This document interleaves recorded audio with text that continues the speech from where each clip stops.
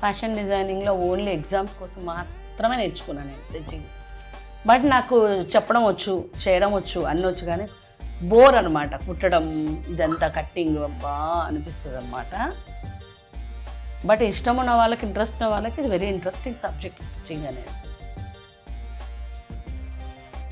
వీళ్ళైతే చిన్నప్పటి నుంచి నేర్చుకుంటారు. అయితే స్టిచ్చింగ్ ఇప్పటికిప్పుడు నేర్చుకుంటే మాత్రం రాదండి. ఇప్పుడు ఏదో క్లాసెస్కి వెళ్ళిపోయి నేర్చేసుకుంటారు. కొంచెం చాలా చిన్నప్పటి నుంచి శ్రద్ధ పెట్టి స్టిచ్చింగ్ ఇంట్రెస్ట్ ఉన్న వాళ్ళకి పర్ఫెక్షన్ వస్తుంది, అంతే వస్తుంది. పర్ఫెక్ట్గా రావాలి, షోల్డర్లు కుదరాలి, అన్నీ కుదరాలంటే మాత్రం కొంచెం చిన్నప్పటి నుంచే నేర్చుకోవాలని నాకు అర్థమైంది.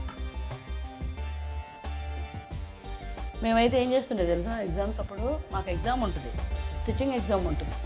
సో పక్కన వాళ్ళు ఏం కట్ చేస్తున్నారో ఇట్లనే ఓకే, మళ్ళీ ఓకే, ఎవరో పర్ఫెక్ట్ ఒకరు ఉంటారు అన్నమాట, వాళ్ళకి చిన్నప్పటి నుండి స్టిచ్చింగ్ వచ్చి ఉంటుంది. సో వాళ్ళకి ఇట్లా చెప్పంగానే అర్థమవుతుంది అనమాట. వాళ్ళు మాస్టర్ చెప్పగానే టక టక టక టక కట్ చేస్తారు కదా, అందరం గొర్రెల్లాగా మేము కూడా ఓకే నువ్వు ఇట్లా కట్ చేసాను అంత స్టిచ్చింగ్ ఇచ్చేసేయటమే.